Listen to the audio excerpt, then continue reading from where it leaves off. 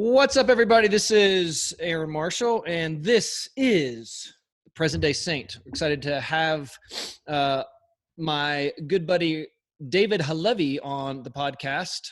How's it going, man? It's kicking. It's going. It's going. You just It's got back things from are playing happening. You got back from playing some golf. Yeah, my son and I played some golf today. It was a nice break. Felt a little guilty just because what's going on at home with my wife. So Yeah. So what's fill in the listeners? What's happening with? Well, I don't know if you read my update letter, but basically I said, what do you get when you get my dog, a bicycle, and 3 other dogs from a neighborhood together? And the answer is my wife with a broken leg. Not they didn't maul your if you didn't So, if you don't read his first of all, if you don't read your monthly, or again it's about monthly, I guess, your monthly update, then they should subscribe or so tell them how to do that. How can they subscribe to your monthly update? Yeah, just shoot me an email at david@buildersofisrael.com, david@buildersofisrael.com, and just say you'd like to be added to the newsletter, and I will do that. Yeah. But so you documented it in the 2-second version is basically my wife was walking our dog, and when I say walking, it's with a bicycle, and anyway, my son was there too. So our dog basically went to protect her from these other 2 dogs that came out, or 3 dogs, whatever it was, and whipped in front of her tire. Well, she wasn't even moving actually at the time; she was stopped. And when she went to put her foot down, her foot wasn't flat, and her leg snapped. Both bones broke and had to have surgery, and so she's now laid up in bed, just kind of sitting, doing nothing. And this has messed up your best laid plans, but this messed up y'all's plans. Y'all were about to be moving to Texas right about now, right? Or at least heading there to do ministry fundraising. Yeah, we were headed to, I think we still will, later on in the summer. I'm going to be heading there in a week and a half. Oh, I guess a week now. Anyone in West Texas who'd like to meet up, let me know. But I kind of changed all that because she can't, unfortunately, put weight on her foot. She can't put walk on her weight. Yeah, can't put walk on her weight for another 8 weeks. So can't even walk. So that's been really tough. But as far as moving to Israel, I'm sure it's definitely held us up some. But at the same time, all this COVID mess is the world's. We did a show on it. Was that your show or was that Jew and Gentile? I think it was Jew and Gentile. Yeah. So, whole world's gone mad. That's the truth. So you are still I know timelines change, but you're still planning to move to Israel just as soon as you can get all your support raised, right? Yeah, I think it's going to be right now. We're looking at August. Okay. So still, 90 days? Right around the corner. Yeah. It's, probably faster than we know it to be. But, regarding the COVID comment, actually, we just see the same reasoning that people apply to their daily lives applied to this. So I know you probably don't want to make this whole show about that, which is fine with me. But it's challenging, that's for sure. Yeah. What do you mean? Just like you think just overreaction? Or just not thinking, or what do you mean? I just think not thinking through the information that's out there. So there's lots of information that's just taken at face value without prodding to see if it's actually true. And you and I, our mainstay in life is what is true, what is not true, and that's how we want to live our lives. And then also all the same things we see in theological or spiritual circles of not being able to or willing to have a conversation about certain topics or matters or opinions or whatever it might be. So that's been it's been pretty interesting. And I think everyone's kind of seen the divide in society. You have these 2 extremes. I don't even call them extremes, but maybe just points of view on what's going on.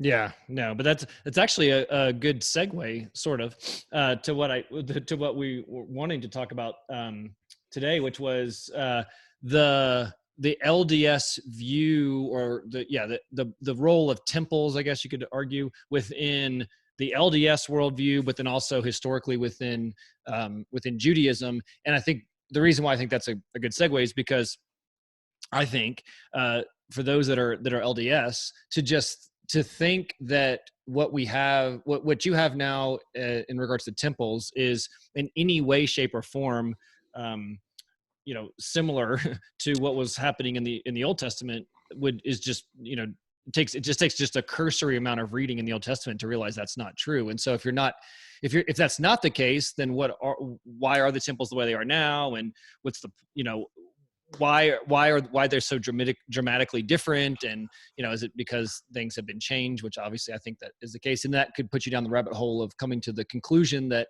your worldview isn't true. But, that's a hard pill to swallow, so to speak.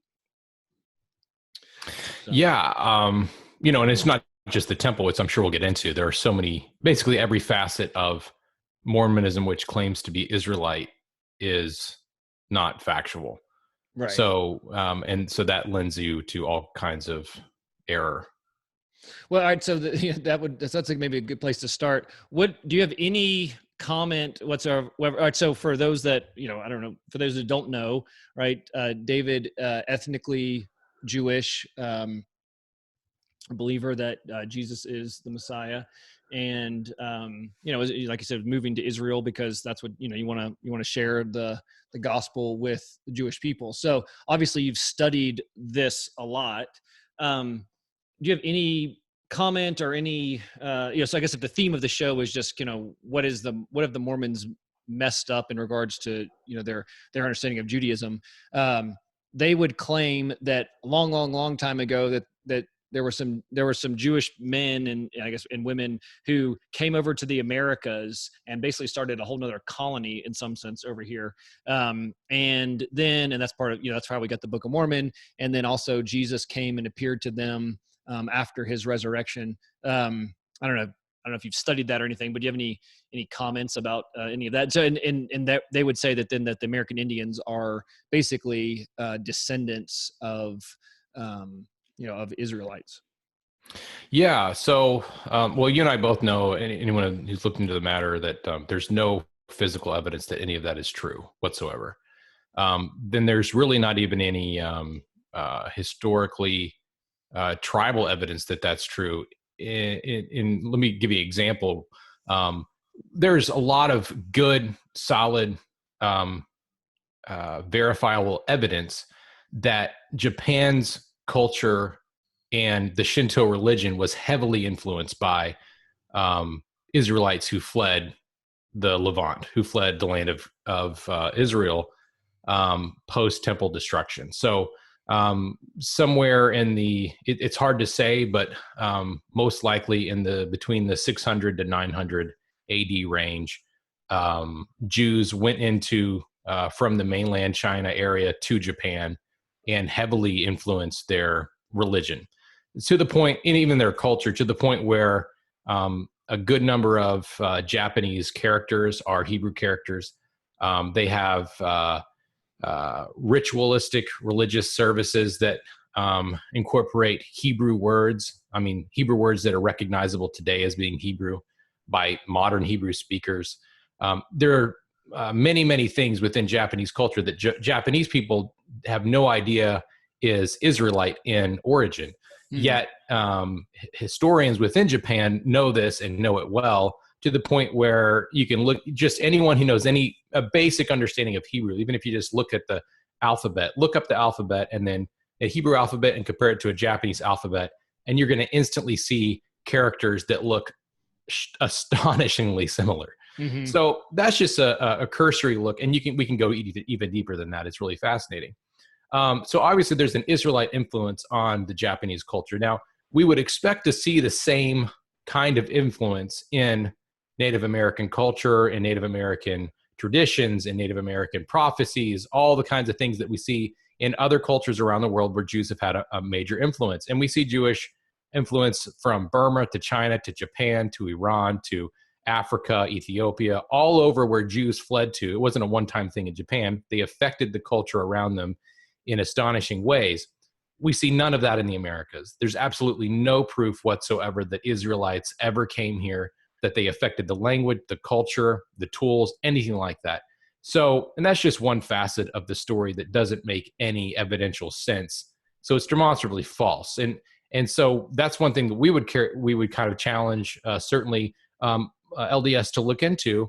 It's just the basic story of that's behind the Book of Mormon. There's no physical evidence whatsoever, whether it be the mountain of Kamara, the hill of Kamara, where there was this giant battle. There should be hundreds of thousands of, swords that were lost during the battle or whatever. We can go to Gettysburg today, a battlefield. I could take a metal detector. There was one battle there with approximately maybe the same number of people involved. And we can go out today and find musket balls. We can find broken buckles from people's belts. We can find buttons, all kinds of stuff.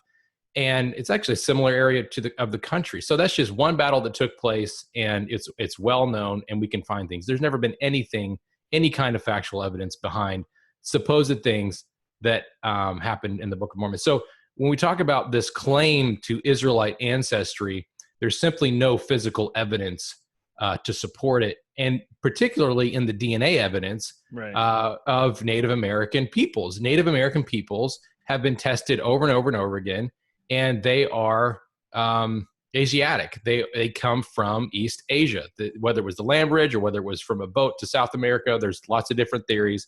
It really doesn't matter. What they are not is Hebrew. And so there's another strike against that theory. There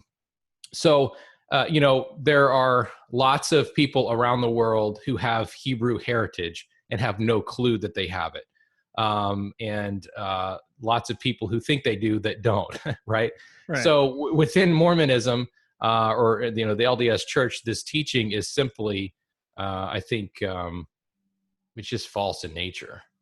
I mean, especially with, like their own websites like ancestry.com and all these other things, but also with these DNA tests. Now, I mean, we can just do the DNA test, right? I mean, it's like you said, for those people that don't even realize that they had maybe Hebrew heritage, but they could actually, the DNA test would actually confirm that. And there's a documentary that's out there. It's the Book of Mormon versus DNA, I think is the name of it.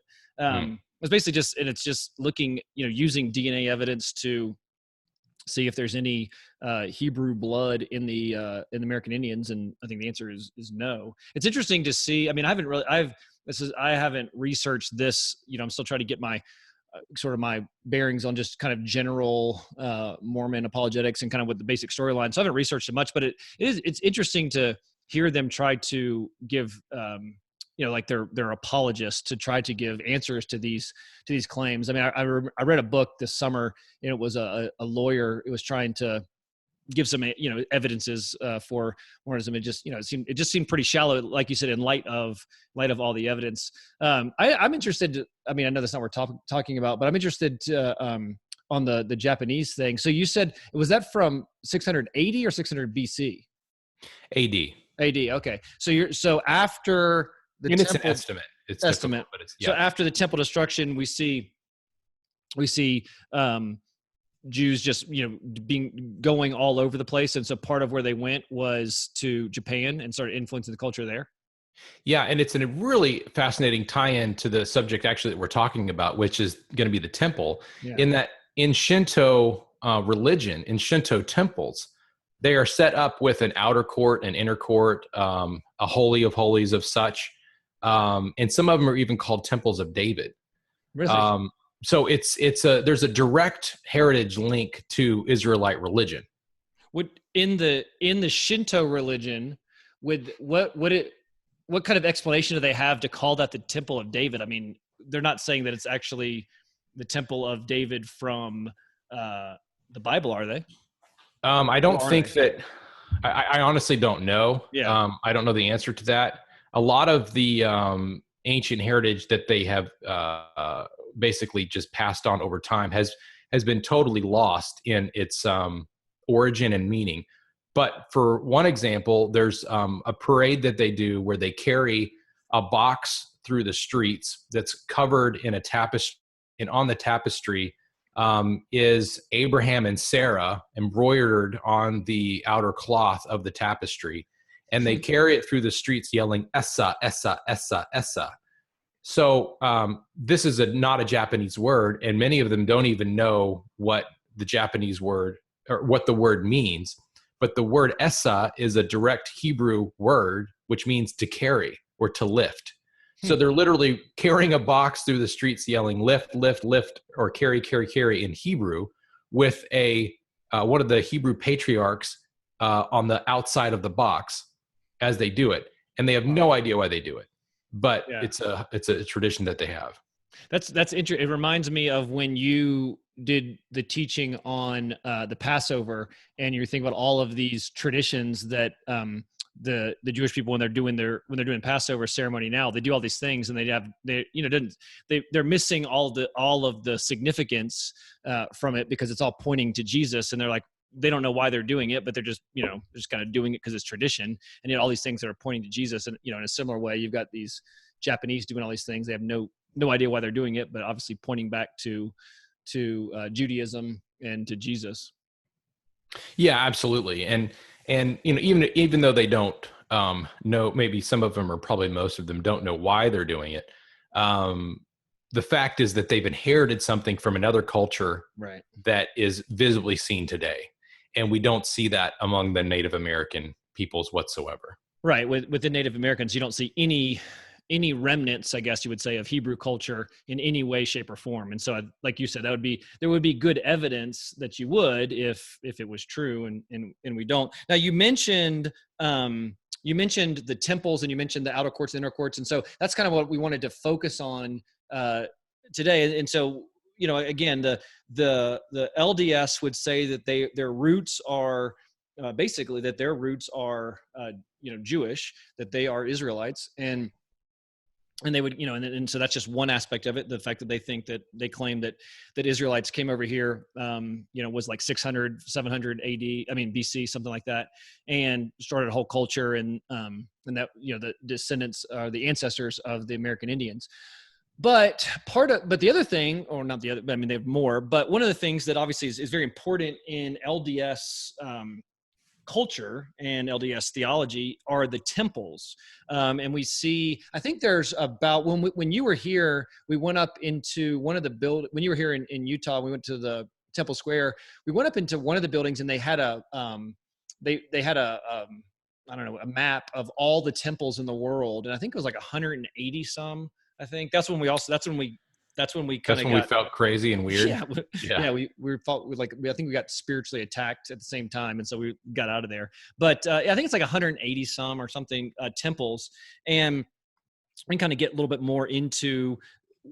I think there's reasons why that the number of temples are growing, even though they're actually the LDS population is shrinking, and I think there's reasons for that. But let's just, for those that are listening that maybe don't have their biblical theology, haven't really thought through this stuff well. Let's go all the way back to the Exodus. Mm-hmm. And so after the Exodus, when Moses received the law, one of the things that we see is that they were going to set up this tabernacle, and that was sort of the forerunner of the temple. What's the history behind that? Like, give us the background. Why was this tabernacle, and then in the temple, why was it even in existence, and what was it? What was the purpose of it? Yeah, great question. Yeah, so for listeners, if you want to study this, and I would just encourage you, just go read through Exodus 24 to 30. Yeah, and so you're going to get a good picture of the covenant being formed, because the covenant is a direct relation, and they go hand in hand, mano a mano, with the tabernacle itself, and later the Temple of Solomon. So go read Exodus 24 through 30, and then you want to read again 1 Kings 5 from there forward. And there's some other references in there regarding David and why he didn't end up building the first temple, all that kind of stuff. So essentially the tabernacle, excuse me, and the temple function, they have the same function, just one was a nomad tabernacle, right? Something that they moved around with them. And then the temple was eventually a permanent place built upon the threshing floor that David had purchased in Jerusalem. So the tabernacle is a direct result of God coming to dwell with mankind, and specifically through the nation of Israel. So the nation of Israel is used by God, first created by God through a barren womb of Sarah and Abraham. And then through Isaac and Jacob, he continues this promise that he gave to Abraham, which is land, seed, and blessing. And also, once the Israelites are brought out of Egypt. Can we pause go ahead. there for a minute? So, because this is an important distinction between different, maybe competing theologies within Christianity, where you would say that the nation of Israel is the descendants of Abraham, Isaac, and Jacob, right? Not Yes, just correct. not the descendants of just Abraham, because then that would also include Ishmael, and we know that's not the case. Right. Yeah. The 12 nations that were brought, or I shouldn't say 12 nations, but the 12 tribes that were brought out of Ishmael were also blessed greatly, and God had promises specifically to them as well. Mm-hmm. But to the nation of Israel, he promised three great things: that they would have a land that would be theirs forever, that they would be a blessing to the whole world, and that they would be blessed just for being created by God and for him using them in specific ways. And finally, that the seed, Zerah, which is a absolute singular form of the Hebrew word for seed, would be a blessing through all the whole world would be blessed by this seed. So this one seed, one man would come from Israel that would bless the entire world. And so that's obviously that's Jesus. That would be the Messiah. Yeah, exactly. And so they've got, so God picks Abraham, not because there's anything special in Abraham, right? And Abraham believes God, he's credited him as righteousness. And then God promises Abraham that he's going to give those three promises to him through the son that would come from his own womb in Sarah, right? Which ultimately is Isaac, and then his son, Jacob. And so to be a Israelite, you had to be the descendant of Abraham, Isaac, and Jacob, correct? Correct. Right. Okay. Exactly. Yeah. So anyone out there, I mean, specifically biblically speaking, we're talking through the Father. The Father is where you would gain your tribal identity. So that's very important when you're talking about tribal identity, which LDS Church claims to have tribal identity. Right. So it's not a spiritual thing. There are no spiritual Israelites. There are no spiritual Jews. This is a physical lineage, regardless of what you believe. So you didn't have to believe the Israelite religion to be an Israelite. Just as today you have atheist Jews, secular Jews, agnostic Jews, you have Taoist, you name it, Buddhist, whatever. You have Messianic Jews like myself who believe that Yeshua is the Messiah. So it had nothing to do with what you believed and everything to do with the nation you were a part of. So now there were certain things that could get you kicked out of the nation, regardless of who what your physical lineage was, but not to get on a rabbit trail. Yeah, but that's just an important point for all kinds of distinctions that come later in the New Testament, and the idea of Israel and the church being separate entities. They're not as one theological system conflates those two and says basically they're the same. That's always the church, and then the sort of the theological views that you hold, that I would hold as well, would say that no, that they are distinct, and they're continue to stay distinct even today. And I think that's important, right? As because we're seeing that God is going to deal with the nation of Israel, and he made some promises to them, and if we believe that he keeps his promises, then those promises still are to be kept into the future. Yeah. And, the definition of an Israelite is seminal to the discussion, because if you get that wrong, then in turn you get wrong exactly what was the tabernacle supposed to be. Mm-hmm. And not just the physical layout, not all that kind of stuff, which is totally different from the LDS temple, but the actual purpose of the tabernacle and later the temple was very specific to the nation of Israel. So if you get the nation of Israel's definition wrong, then you're going to get the purpose of the tabernacle wrong in its relationship to the rest of the world. Right. Okay. So you've got, so God makes this covenant with Abraham, and he promises those three promises, like you said. And then we have Isaac, then we have Jacob, then Joseph ends up going down into Egypt, and then all of Israel goes down into Egypt, and then God through Moses delivers them out of Egypt, in the Exodus. And so now they're out of Egypt. It's now, the Exodus has happened. And then now God institutes the Mosaic covenant with the nation of Israel, again, with the nation of Israel, right? And it's in that covenant that we'd see the tabernacle being laid out, correct? Yes, exactly.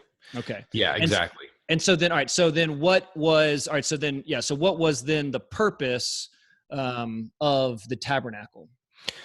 Well, we have these two amazing kind of things happening.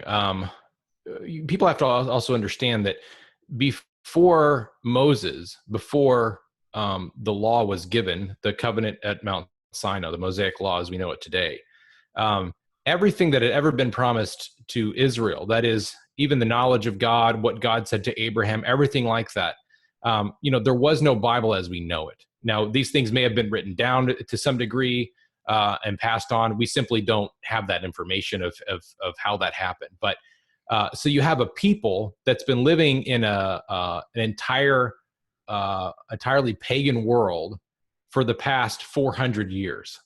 And you can imagine their idea of God and their purpose was probably somewhat skewed or just unknown. But they knew they were separate from the Egyptians. They knew that historically they were supposed to have this other purpose somehow through Abraham to bless the whole world. But I doubt really many of them had any clue what that was supposed to be. They've been in bondage and slavery, and the oldest person living was probably 40 years old because of how terrible the labor was. So besides Moses, obviously there are older people. But my point is that these are two drastic images that we see in that this nation is coming out of really a world that was totally different from the world they were about to go into.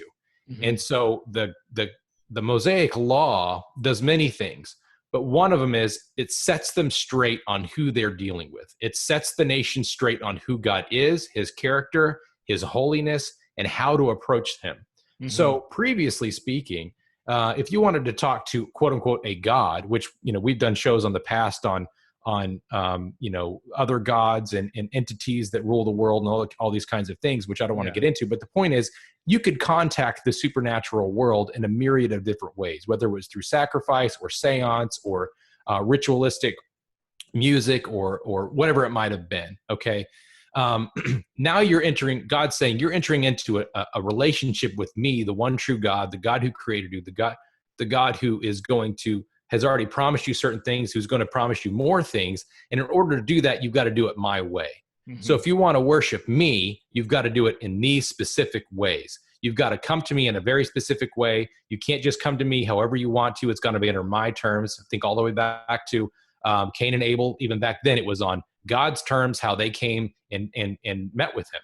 So that essentially is the centerpiece of that is the tabernacle, because for the first time since the Garden of Eden, God himself is coming to dwell on this earth with mankind. And since we're not in the Garden of Eden and things aren't perfect anymore and man is not holy anymore, we have to come to him in a very specific manner so that we are worthy to praise him. So the main difference when we hear this verse in the New Testament that now we worship in spirit and truth, that was not back then.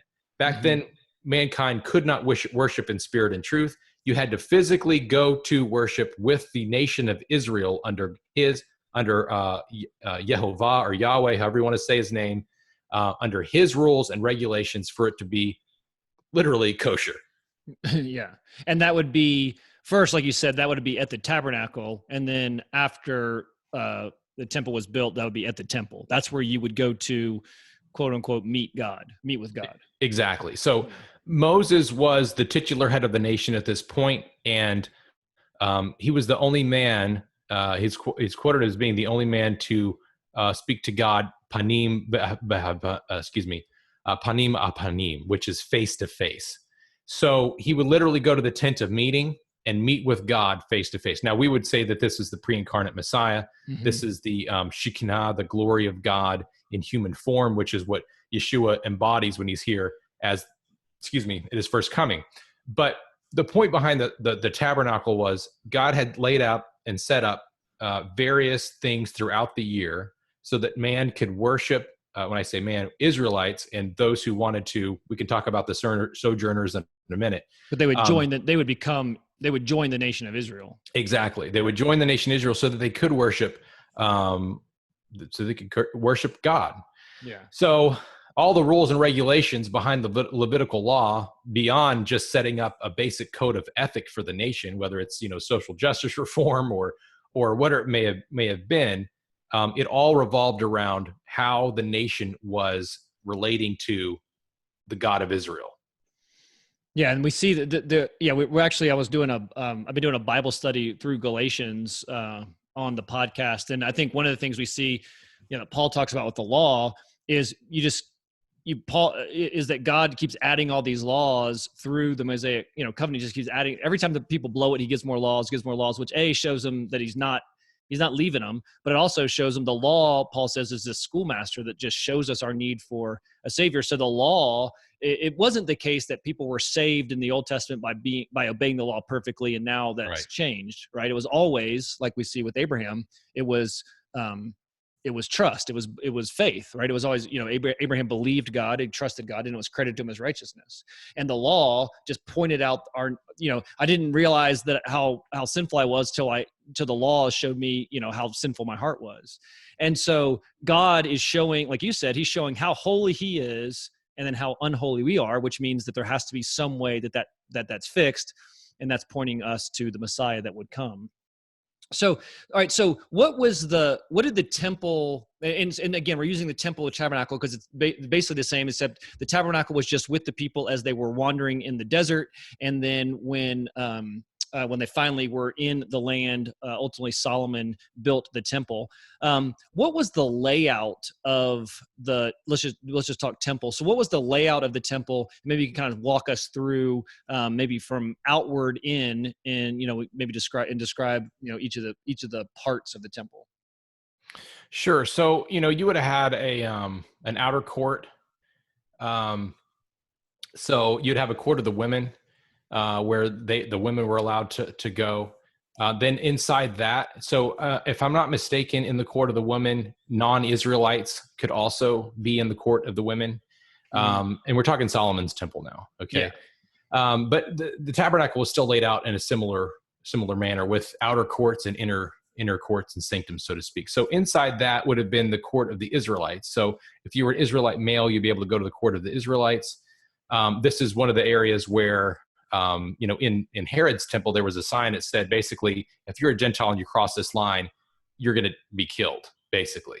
And then Paul was actually accused of bringing Gentiles into that court. There's that whole spiel there that we see in the New Testament writings of him being accused. And of course he rebuts it and everything like that. So that's the court of the Israelites.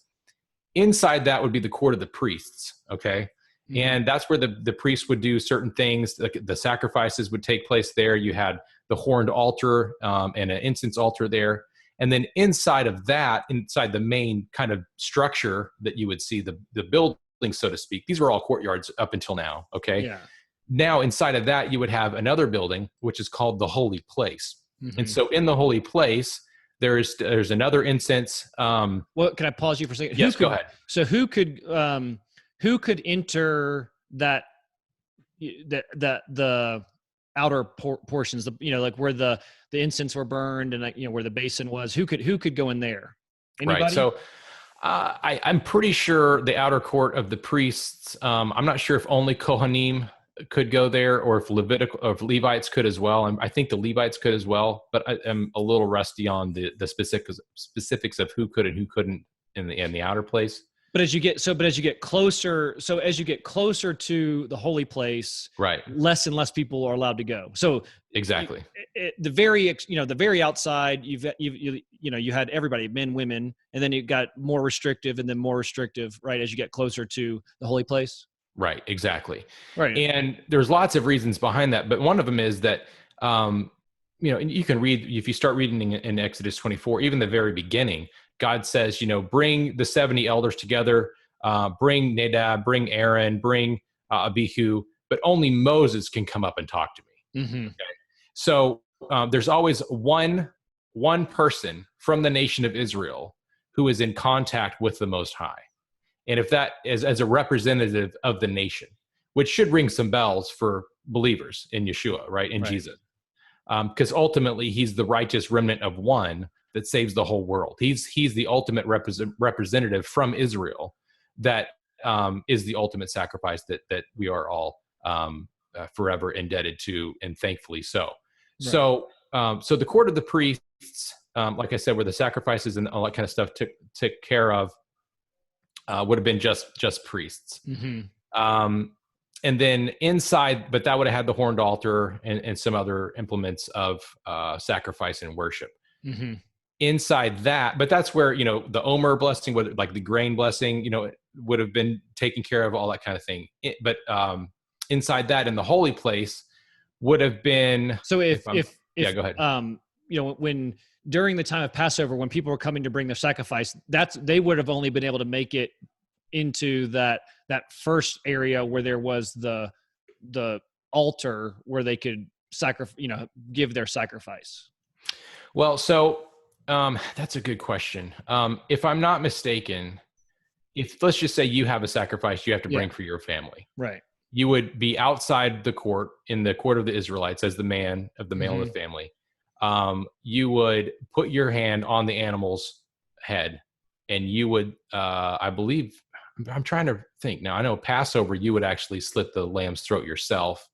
But if it's another thing, I'm not sure if the priest did it or if you did it. I'm really unclear on that. But either way, they're taking the blood and they're throwing it onto the altar. Right. Okay.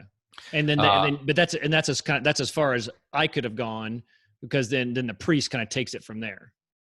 Right. Yeah. The priest that would then take it to there, go up to the brazen altar, sprinkle the altar with the blood that you had basically provided them with your offering. And then in front of the next building, you have the two I say the next building, basically the only enclosed building, which is the holy place. Which is the holy place. You had two pillars, Jachin and Boaz were the names of the pillars, or Yachin. And then there was two doors outside. And then once you entered behind those doors, certainly was only priests allowed behind those doors. Only Levitical priests? Right. Only the Kohanim. So Levites, you had the Levites who did different things. They played music. They helped with all kinds of things within the temple itself. But only the priests, which were direct descendants of Aaron, were allowed in the, I believe, up in the upper inner court and into the holy place itself, which had the table of showbread, altar of incense inside it. So you've got some Levites that are. It's only certain Levites, the descendants of Aaron, are even allowed. So then again, you're kind of funneling it down further as you get closer and closer to the most holy place. Right? Exactly. Yeah. The Holy of Holies, as it's known to be. So the Holy of Holies is separated from the holy place by a great veil, basically a really thick curtain. And once a year, the high priests of the time, so this would have been, John the Baptist's father. Of course, they don't know, if you remember, he went in and saw this thing and he was silent and all that stuff that happened between him and Elizabeth. It was his job. It was his time to go in and actually into the Holy of Holies. To do what he was supposed to be doing there. So anyway, in the Holy of Holies, you had the Ark of the Covenant. I mean, this is the famed Ark of the Covenant, which had the tablets, which the Ten Commandments were written on. You have manna and you have Aaron's staff that had budded.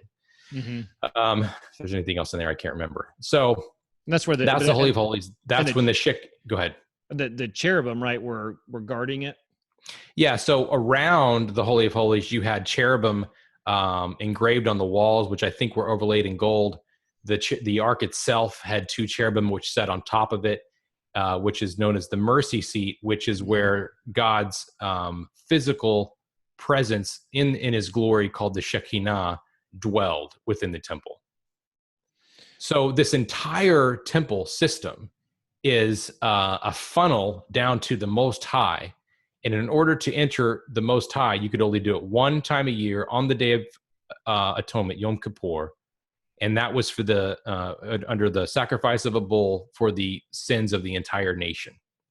So only the one priest could go in, and they would tie a rope around his feet, right? So that if something were to happen to him while I was in there, then they would drag him out, because not even, you couldn't even go there to rescue the guy if something happened to him when he was in there. Yeah, I mean, this is so this is Jewish tradition. It's something that's kind of held, like you're going to find it in the Bible. It's nowhere in Scripture, but it is it's, I think it's probably pretty accurate. Most people think it's an accurate thing, that they would have a bell on the, you know, the hem of the high priest's garment and a rope around his foot, because they always afraid, what if he dies in there? How are we going to get him out? Is he going to lay in there and rot for a year or what? You know? Yeah. So so that's the story behind that. Yeah. But the idea then is, I mean, think about all those layers between average man and God. I mean, all these things, and it's just, and so what's the, I mean, you said it's to show us who God is. I mean, what's the point of all these different layers? And then you've got the veil, and then, you know, what do you think what is that pointing towards? It's pointing to a couple different things. One, the centrality of Israel in God's communication with the entire world, and the entire world's communication with God. And because it's the temple in Israel? Right. Exactly. Okay. For whatever reason, God has created this nation so that this can happen. Mm-hmm. And this is the way he chose. God could do whatever he wants. He could have made it some other way to you know, have communion with him. But at this time, in this time and space, he used the nation of Israel through this temple system under the Mosaic law to dwell with mankind. Mm-hmm. And so this is the way, if you wanted to worship the true God of the universe, it had to be done.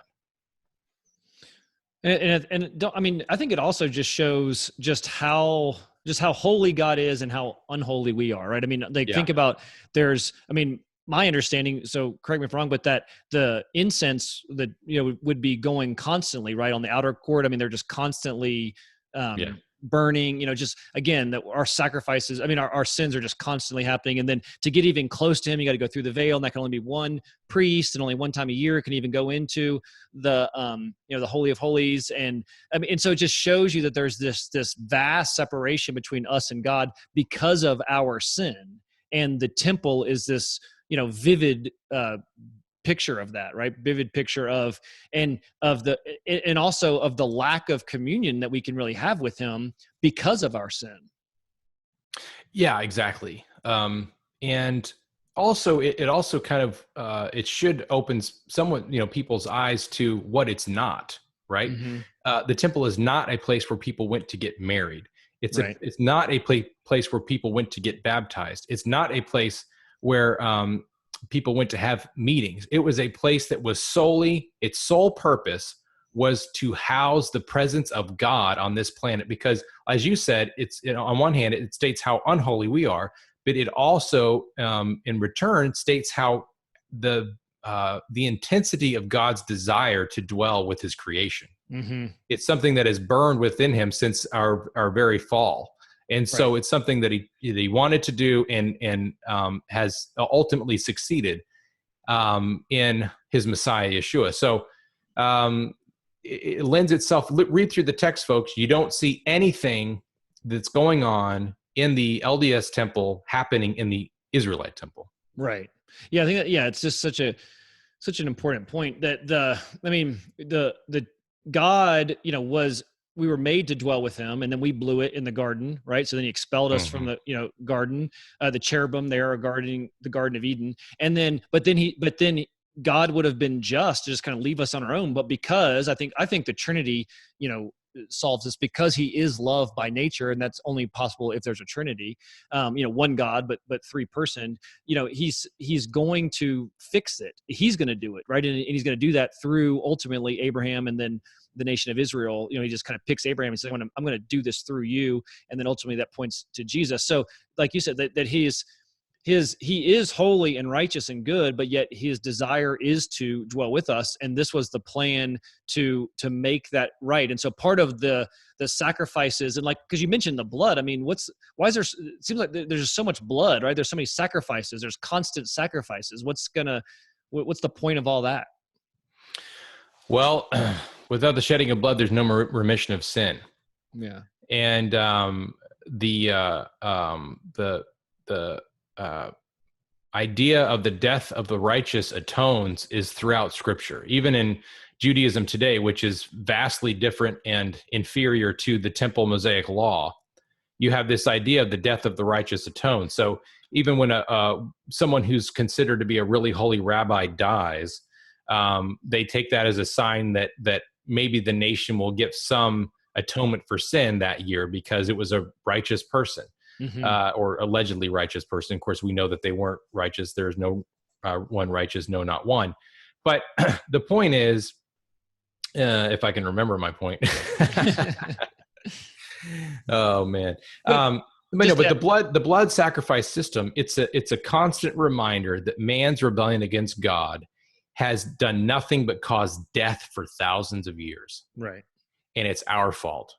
Yeah. And we see even like at the beginning when God says, if you eat of the fruit of the tree of the knowledge of good and evil, that you will surely die. Right. And it's his grace that he doesn't just take their life right then, but there is the death of the innocent substitute immediately, right? Because he clothes them in animal skin. And so the animal had to die. And so we see this constant, our sin. I mean, and that's, you read Leviticus and it's just all these different sin offerings. If you do this, there's this offering and this, and it just constantly shows us, how unholy we are, but also how, like you said, how holy God is. And the temple was that like sort of, like that representation of that. So, all right. So then if I could say something just real quick, before I'll forget, it's that, regarding the temple system and why this was so unique and different. And when you read through, like you're saying, when you read through the Levitical law, there are lots of things in there that were polemics to the cultures around them, in that they were opposites. They were meant to show the Israelites, these are not how you do things. You do not strangle animals before you eat them. You do not do XYZ before you, whatever it might be. And a lot of the reason behind that was because God did not want the Israelites worshiping false gods on accident or entertaining false gods on accident. And when I say false gods, I mean it in the sense of Elohim who are not God. And we've done shows on this on Jew and Gentile radio, but just briefly speaking, Elohim did not necessarily mean God. Elohim means spirit being. And so God is a unique Elohim. When I say so, Yahweh, Yehovah, is a unique Elohim, and no other Elohim is Yahweh or Yehovah. Okay, so but there are all these other entities out there where if you do not worship God the way He says to worship Him, you can be in big trouble. So this should be a warning to other religions outside of the Judeo-Christian really faith, like LDS or Jehovah's Witness or any other faction that claims to be Christian. If you do not worship and know God the way He is known in Scripture, you are worshiping false gods. Right. Yeah, and we see that throughout Scripture, right? And we see false gods, disguising themselves as God or Yahweh, and taking on worship when they should be pointing people to Yahweh. And then the other thing we see there was only one temple. So the tabernacle traveled, as the nation of Israel wandered in the desert, and then ultimately, conquered the land, and then came into the land in Jerusalem, Israel. Then that's when they actually built the temple. So Solomon built the temple. Then the temple is destroyed, right? And then they rebuilt the temple, and that is the temple that's in place when Jesus is alive. Correct? Correct. Yeah. Wait, I'm sorry. Herod's temple, is that what you said? What's that? Herod's temple. I was reading something. So so Herod's temple. That's the temple that's in place when Jesus is alive. But there's only one. Nehemiah's temple, basically beautified. Yes, right. And it's all. I mean, it's so Herod basically takes Nehemiah's temple, and we went there, and just the stuff they did, for the time was just amazing, the technology. But there's only one temple because there's only one God, and it's all pointing us to the worship of the one true God, and it's through the nation of Israel. Then in 70 AD, so when Jesus was when earth, he was a Jewish rabbi, right? So he's going to the temple. he's like you said, John the Baptist was, a Jewish rabbi, right? So, they're pointing people to the temple because that's where you went to worship Yahweh at that time. And then in 70 AD, temple is destroyed, right? And there has not been a temple since, correct? Yes. So this is, and then we'll double back to the differences between Mormonism. But so as for a Jewish person now, if there is no temple, there is no place to offer sacrifices, there is no way to atone for your sins. How do they currently? How do they kind of get around that? How do they think that they can answer? How can they be made right with God if there's no sacrifices? There's no temple. Well, it's it's like a lot of things in life. Depending on who you talk to and what time of day and what kind of meal they had, you're going to get a different answer. Mm-hmm. So a couple main responses that you may receive, mostly from conservative Orthodox Jews. So when I say Orthodox, not Haredi, not the ultra Orthodox that you see walking around with black hats and curlies on the side of their head. Now, these folks might wear peo, which is the curls on the side of their head, but for the most part, Orthodox Jews who aren't ultra Orthodox are going to say, you know what, it's pretty much a universalism response. We're all going the same direction. You just got to try to be good. And I'll point you to some verses in the Hebrew scriptures that say, but by God's grace, we are, in right relationship with him, and, the temple's gone, but we can still repent and all those kinds of things. So that's kind of one response that you're going to get, I would say, most of the time from a Jewish person. But what would you could have done then? What would have been the purpose of the temple in the first place? Well, they couldn't tell you. Oh, okay. Yeah. It's not like any of these are logically consistent. They're Right. not. Right. Because the entire point of the temple was, no, you can't just worship God how you want to. That was the whole point, right? That's what we just got done talking about. Right. So that's what I challenged them. Okay, well, that's what Israelites used to do. And God said that was wrong. You can't just worship God however you want to. You can't just make up your own criteria for how to be atoned for your sin. God had the Mosaic law and the temple set up to atone for sin, and then now that's gone away. So either God doesn't care and he's forgotten about you, which he says multiple places throughout Scripture he's not going to do, Haggai, Jeremiah, etc., or there's something else has been installed which you are amiss, right, that you don't know about, which we would say is the Messiah and his perfect singular and for all time sacrifice. Right. So that's one response. From a Haredi response, so the Hasidim, the ultra-Orthodox Jews that you might see in Williamsburg and Brooklyn, or in Israel with the black hat, black coats, those so on and so forth. Their response is going to be a much more Talmudic, which is Jewish oral law response, and they're going to piggyback off of certain scriptures which say, now if you're when in exile, you look back and you bow to the temple, you pray for forgiveness, and you will be atoned for. So that can be found in Scripture. When you're in exile, you're going to be in a foreign place, so God gives them provisions. Look, I'm going to kick you out of the land. You're going to go to a foreign place. How are you going to be atoned for your sin, right? Well, you're going to look back to the temple. You're going to bow. You're going to pray for forgiveness, and you will be granted atonement. The problem with that is, guess what they were bowing to? Guess what they were looking back to? A temple right. that still stood where God said, this is what you're going to do. In my presence will be atoning for your sin. So even when they couldn't do the sacrificial system, that was the provision given, but that provision doesn't exist anymore because the temple doesn't exist anymore.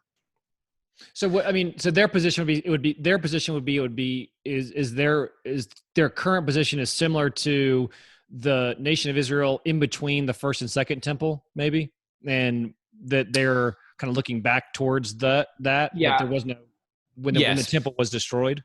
Yeah, but even saying that, as I've said a million times, you get two Jewish people together, you get 3-4 opinions. So, yeah. And that's just totally true. My dad was just having a conversation with a rabbi the other day in a study class in a synagogue where he lives, and my dad brought all this, exactly what we're talking about, up. And he said, look, we have a huge problem. We have a massive problem with sin, and we have no way to deal with it. And a couple of other guys were like, yeah, this is heavy stuff. And they're like, hey, Rabbi, what do we do with this? And the rabbi said, I don't know. We do have a huge problem. And that's an Orthodox Chabad rabbi, so there is a huge problem here.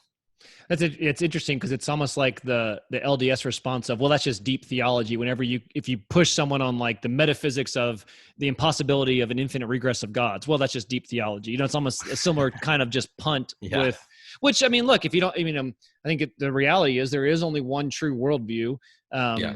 And so if you're denying the elements of the true worldview, then you're going to have to come up with some kind of way to get around it. And it can't be consistent and logical in all the ways, or else it would be true. So, Right. I guess it makes sense, but it's frustrating when you're in conversations with them. So, all right. So that is the temple. That was the purpose of the temple. That's what it was.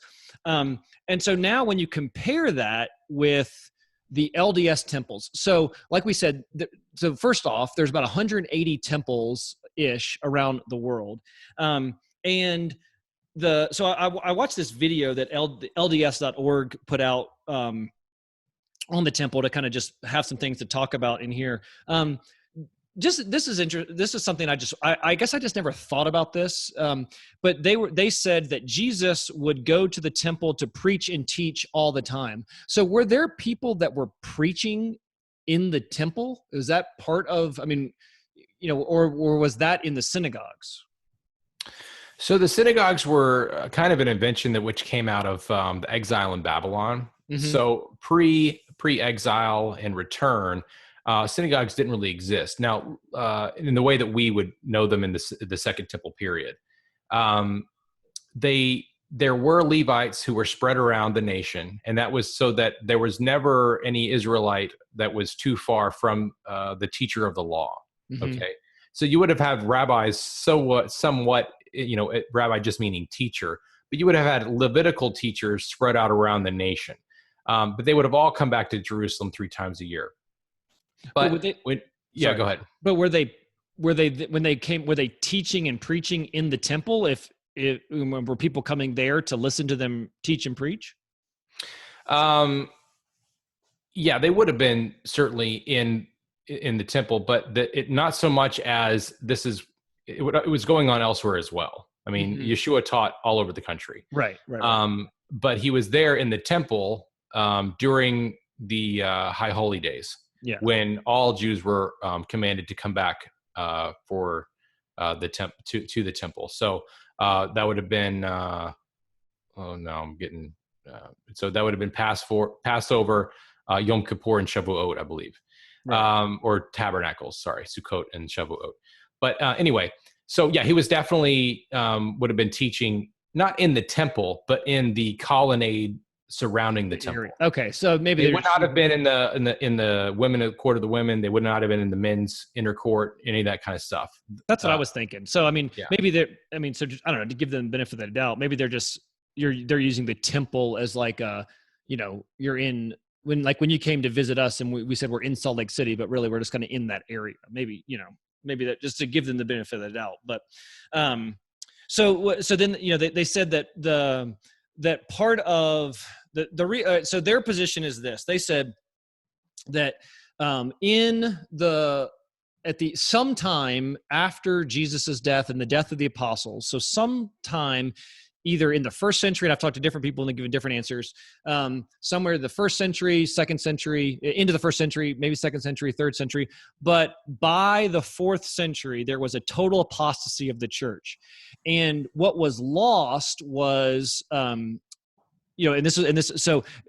was lost was the priesthood, the keys to the priesthood, and they believe that in the Aaronic and the Melchizedek priesthood, but they believe that the keys to the priesthood were lost, and all of these teachings and things that were happening that were lost. And so what happened, they believe, is that in the 1800s, when Joseph Smith had the first vision, then ultimately received the Book of Mormon and all these other revelations, that this was the restored gospel, and it was restored back to the way it was in Jesus's time.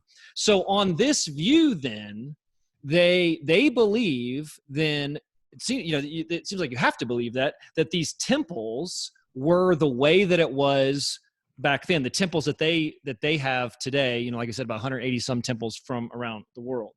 Now, what's interesting, though, is because they said the activities that happen in the temple are there to improve your life.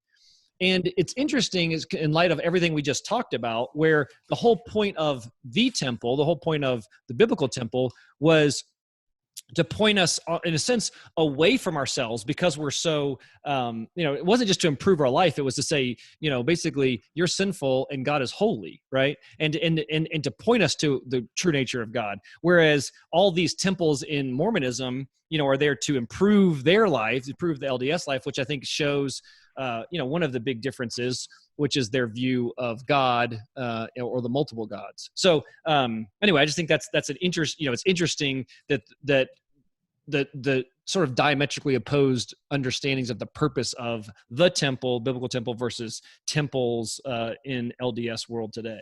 I don't know. Any thoughts about that? Yeah, I think that the statement that quote unquote the keys to the priesthood and all that kind of stuff were lost, and there was this giant apostasy and everything like that. It's just demonstrably false when you read Scripture. That's all there is to it. So, in First Peter writes a letter to the Jewish world, and he specifically says, to those who are elect exiles of the dispersion, so that means Jewish dispersion, in Pontus, Galatia, Cappadocia, Asia. He names all these places in Asia Minor. And then he goes on to say, in 2:9, but you are a chosen race, a royal priesthood, a holy nation, a people for his own possession, that you may proclaim the excellencies of him who called you out of darkness into his marvelous light. Once you were not a people, but now you are God's people. This is a quote from Haggai. Once you had not received mercy, but now you have received mercy. Beloved, I urge you as sojourners and exiles to abstain the passions of the flesh which wage war against your soul. Keep your conduct among the Gentiles honorable, so that when they speak against you, you as evildoers, they may see your good deeds and glorify God on the day of visitation.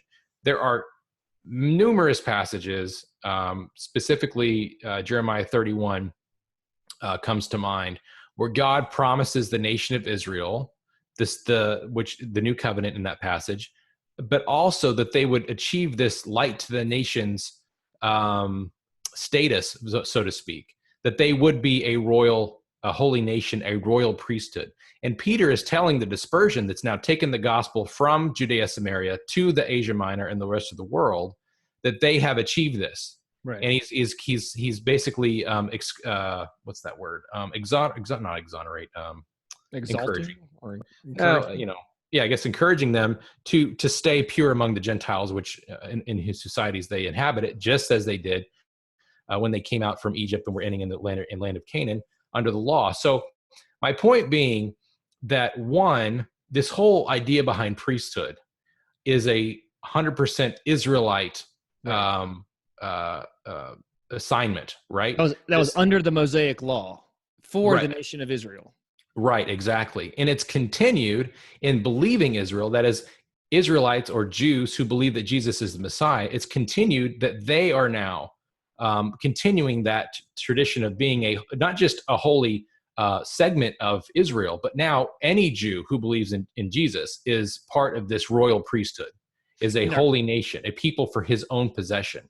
So this is specifically an Israelite task that they are to carry out. It has nothing, and it's specifically not of the Gentile world. Because this would basically be this continuation all the way, of Abraham, Isaac, and Jacob, and then through the nation of Israel, that continues on, a believing remnant that God has kept for himself of the nation of Israel all the way till the second coming, correct? Yeah, exactly. It was always Israel's assignment to be the light to the nations. Okay. And oftentimes from the pulpit in many Christian churches, it's taught that they failed in this mission. I think we're seeing the exact opposite when we look at Peter. And quite frankly, just when you look around the world, the Near Eastern world, none of the Gentile world would have heard the gospel if it weren't for Jews coming out of the Pentecost, Shavuot, the Feast of Weeks, after Peter gave his sermon at the temple, thousands upon thousands believed. These are Jews from all over go to Acts 2, you can read this, folks. All over the world had come there for a specific holiday. Now they had become believers in this Messiah, Yeshua, Jesus of Nazareth, and were going out back to their homeland to preach this good news. And these are the Jews that Peter is specifically addressing.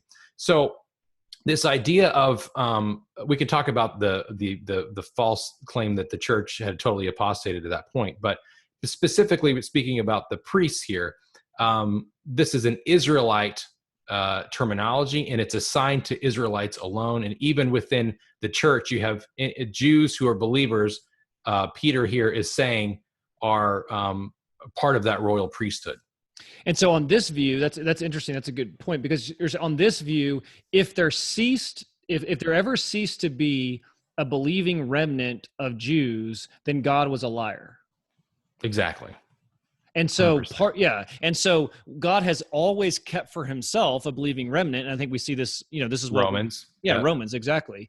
And that's what the Israel of God is in Galatians, right? This believing, the believing Jew. And so there's always been believing Jews to point people to the Messiah ever since Abraham, right? I mean, well, I guess ever since Abraham, Isaac, and Jacob. Jacob. And so if that ceased to be the case, then God was a liar. So that's an interesting point, because I think two things. One is it brings home the importance of Israelology, you could say, like in your theology, because that's not at a point that couldn't be a point that, say, a covenantalist could make, because they don't believe that that's true anymore. But it's also something that the LDS are going to have to answer for. Well, how could that be the case if God promised that there would always be this believing remnant? And it's also interesting that they even believe that they believe John never died. The Apostle John, and they believe that, so he never died and was on the earth the whole time. So then, John the Revelator. Yeah, John the Revelator. Yeah, so it's so interesting that I don't know, that they would believe that would be the case, but yet there could be this this great apostasy. But so yes, that's an interesting point. But so if on their view there was the great apostasy, part of what happened in the great apostasy is we lost, I guess, on the true meaning of temples, and they've restored that. So now what you have within the worldview of the LDS is you have these houses of the Lord, all over the world, as opposed to the house, of the Lord, or the temple. And so in the temples today, that in the temples, the LDS, all over the world, we have the famous Temple Square right down here in downtown Salt Lake City. There are multiple things that happen in the temple. It's interesting, none of which seemingly happened actually in the real temple, right? Right. Yeah. Yeah. Well, so let me just pause there, because I think there's an important thing that happened, and as we're giving a background of obviously in the purpose and the point of the temple, but what happened in the temple when so if all of this was, if the temple was showing us how impossible it is for us to actually be able to relate to God because of his holiness and our unholiness, what happened in the temple when Jesus died, and why, and what's the importance of that? Yeah. So when Yeshua died, when he dies on the cross, the veil in the temple, so the veil that separated the Holy of Holies from the holy place, was torn in two. And so I've heard lots of things on how basically the mechanics of this are so difficult, right? Like, even if you had a pirate with a knife and he does the old, jump on the top and try to cut it for, still not going to work.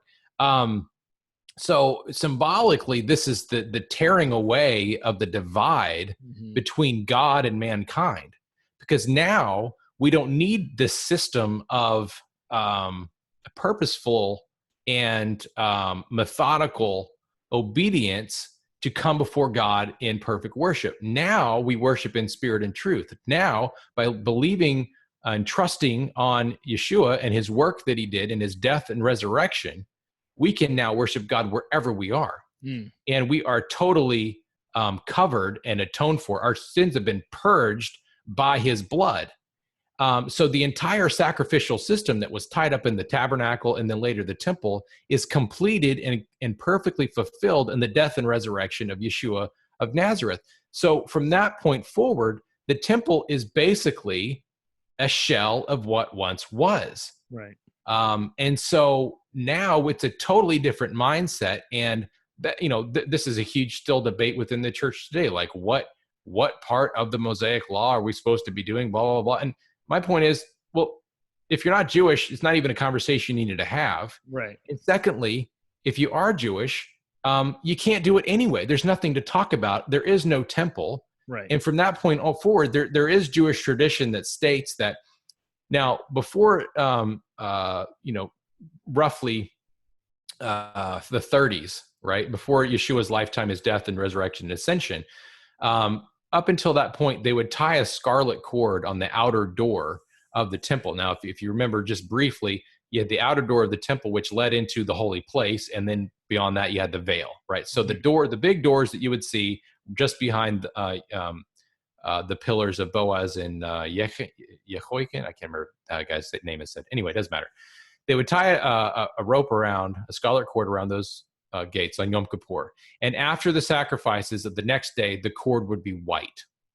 Okay. Mm-hmm. Additionally, there was something else about the two goats they would pick, and I'm not going to go into that because I don't remember very well. But anyway, after about 27 to 30 AD, the cord never turned white again. Now, this is an anecdotal, traditional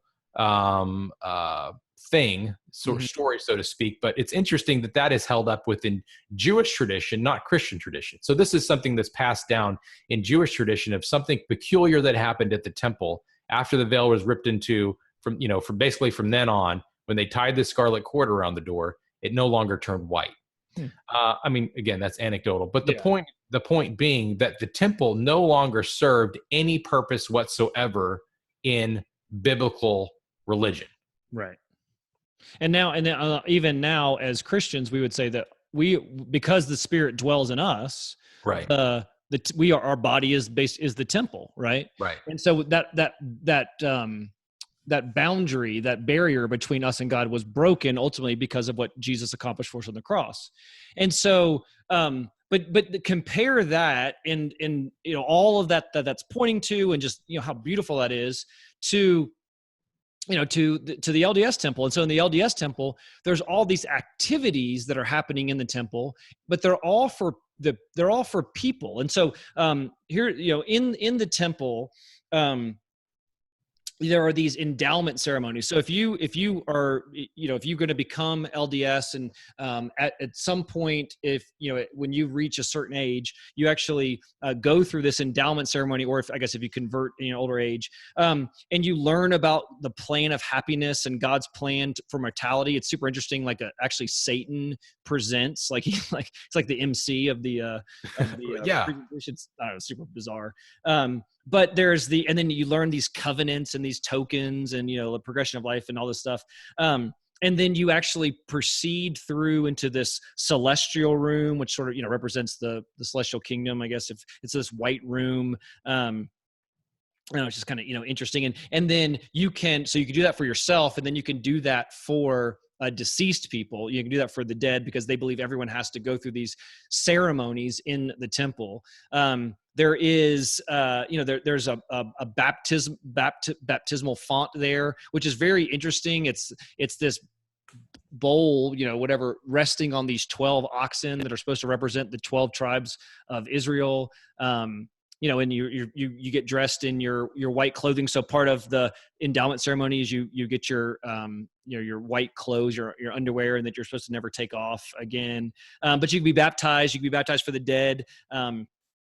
As well.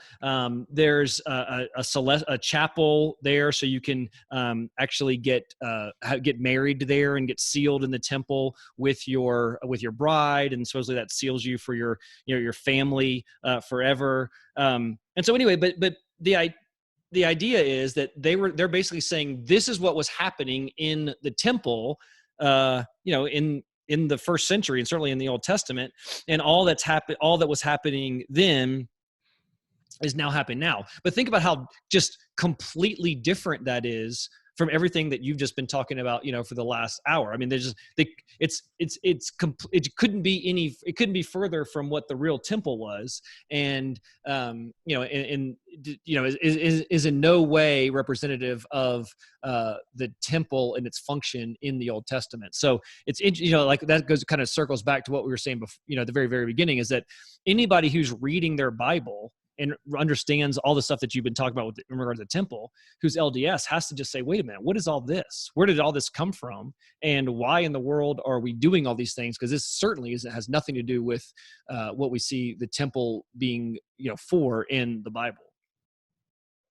Yeah, you're exactly right. And that is the exact question that needs to be asked, because, going back quickly to Shintoism, we can ask that question, where do all these things come from? And the Japanese themselves are saying, actually, this came from Israelite religion, right? So when we ask the same question of the LDS Church, where did all this pomp and circumstance come from? We know the answer. It came from Masonism. Yeah. Not only the symbology on the outside of the temple and in the architecture and on the inside of the temple, but the rituals themselves are direct, basically rip-offs from Masonism. The Masonic order, the Masonic lodge. Yeah, there's a guy that we had watched. I think you sent me the video, and he was former LDS. He's an interesting guy. I mean, he was all over the place in his religious background, but he was a I don't know, whatever degree Mason, and before he became a Mormon, and he was commenting just on how everything from those temple ceremonies are just borrowed from Masonry. And we know that Joseph Smith was a Mason. We know his family was Masons. In fact, I think that same guy was the one that said that I think it was Nauvoo, they basically just, the Masons there just made the LDS at that time just honorary Masons, because they basically were Masons, in their eyes anyway. So, yeah. So, I mean, what we're seeing is Masonic lodge stuff, Masonic temple stuff, not biblical, understanding of temples. And yeah, and it doesn't take a whole lot of examination to figure that out either. So either people are just they don't care, or they're just not studying their Bible. And it's probably, probably both. Yeah, there's a couple of quotes I want to read here, and this is on it's an article that Sandra Tanner wrote. Mm-hmm. In History of the Church by Joseph Smith, the Deseret Book, 1978, Volume 4, Chapter 32, page 550-1, is a quote. Tuesday 15th, I officiated as Grand Chaplain at the installation of the Nauvoo Lodge of Freemasons at the Grove near the temple. Grand Masters Jonas of Columbus being present, a large number of people assembled on the occasion. The day was exceedingly fine. All things were done in order, and universal satisfaction was manifested. In the evening, I received my first degree in Freemasonry in the Nauvoo Lodge, assembled in my general business office. Very interesting. Next day, recorded by Smith, Wednesday, March 16th. I was with the Masonic Lodge and rose to sublime degree. And then finally, we've got Encyclopedia of Mormonism, Volume 2, page 527. Quote, the introduction of Freemasonry in Nauvoo had both political and religious implications. Eventually, nearly 1,500 LDS men became associated with Illinois Freemasonry, including many members of the church's governing priesthood bodies. This at a time when the total number of non-LDS Masons in Illinois lodges barely reached 150. So that's 10 to 1. Yeah. Yeah, I mean, it just seems so evident, and when you look at the history of the LDS, that as Joseph Smith was getting more and more into Mormon, I mean, to Masonry, that's when all of these, these tokens and all of these, the endowment ceremony, these ceremonies that were happening in the temple, that's when they started to become a part of Mormonism, as he was just learning them from Masonry. And right. That's what that guy that the video we were watching, who had been a Mason and, then became a Mormon. Now he's a believer. But, he was just saying, so when he went through these ceremonies, the endowment ceremony and stuff, when he's Mormon, he was like, I knew what these were. These were just Masonic temple ceremonies, but what they Right. certainly weren't were biblical temple ceremonies, because there were no such thing. People weren't getting, like you said, people weren't getting married in the temple. People weren't getting baptized in the temple. People weren't getting sealed forever, in the temple. People certainly weren't getting baptized for the dead in the temple. None of these things were happening in the temple, because that's not what the purpose of the temple. That wasn't what the temple was for.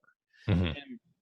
And so I think it's clear that it was it's made up, it's borrowed from anything but biblical Christianity. And so if you're by God's grace, if you're LDS and you're listening to this, I mean, just do your own research, and ask questions, and ask, why is the temple, complete our understanding of the temple, complete understanding than the biblical understanding of the temple, because I don't think there's no good answers to that. Right. And it'd be on one hand, it'd be fine if the LDS church said, look, this temple is based upon Masonic order. Yeah. Okay, great. We all know that, but Right. they don't say that. They say it's based upon Israelite religious order, an Israelite temple, which is just obviously not true. Yeah, I saw something. I think a friend of mine sent me an email. He said that now that the LDS have ordered that only paintings of Jesus are going to be allowed in the temples now. So again, they're just trying to, they're trying to make the LDS think that these temples were, that they're recreations of the the one true temple. It's also interesting. One last thing, I guess, maybe on the temples is, in order to go into the temple, if you're LDS, you have to have a temple recommend card. And so like you or I couldn't even go into the temple even if we wanted to. Mm-hmm. Although when we were there, we almost snuck in to back door of the temple. but we weren't be allowed in. But in order, so if you have a child, for instance, and they're marrying an LDS and you're not LDS, or you don't have your recommend card, you couldn't go to their wedding, or their sealing ceremony. You couldn't do those things. But it's interesting that part of in order to get your temple recommend, you have to go through these series of questions with the bishop. One of the questions is, are you current on your tithe?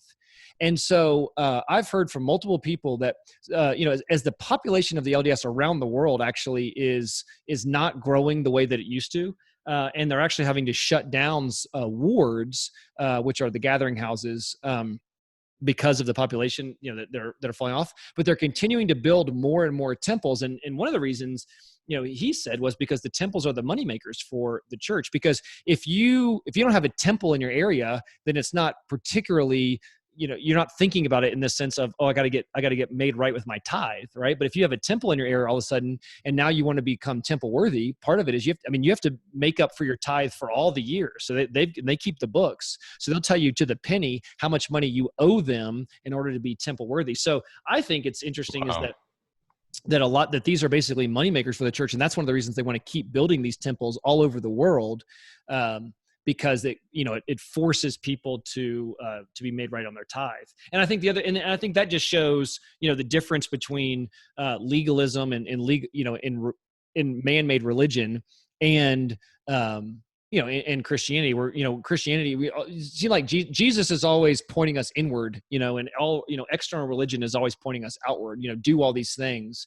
And, Jesus was pointing us inward. And so all of these, doing all this stuff that's going to somehow make you exalted, including the tithe, and I think it just brings anxiety and all kinds of issues for those that are trying to keep it, because the whole point is you can't keep the law. The law was the point of the law was to point you to the Messiah, that we can actually rest in him. And so, if you're LDS and you're listening to this, I pray that you would rest in the true Jesus. And also I would pray that you would listen to some of those Bible studies we're doing on the book of Galatians, because Galatians is a great book to study for understanding salvation by grace through faith alone, and as opposed to, the Judaizers. So, this was good, man. I appreciate you coming on and sharing your knowledge on all things Jewish with us. Well, this is a lot of fun, as always. And a really interesting topic, actually. I mean, not only just it's been fun for me to just get back into the word and relook at some of this stuff again, because I actually deal with the exact same thing when talking to Jewish people who don't believe Right. that Jesus is the Messiah. So, I pointed back to in a different way, point them back to the temple and say, look, this is defunct. And so you've got a problem, and that's kind of how I start with religious Jews, because it's, just like you're sharing the gospel with a normal person. The problem is that we're sinners, so with a Jewish person, they might say, well, no, I'm Jewish, I'm saved already. I'm good. Yeah. I'm good. It's like, well, actually, the Bible says you're not good. So,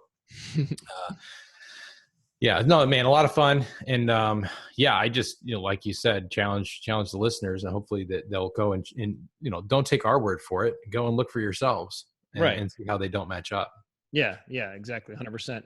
Well, if people are listening and they'd want to support your ministry and, get you over the hump and get you to Israel, how would they do that? Yeah, thank you very much, Aaron. Go to buildersofisrael.com. That's our ministry to the Jewish people, specifically Israelis. We're going to move there, as I stated earlier, at the end of the summer, God willing.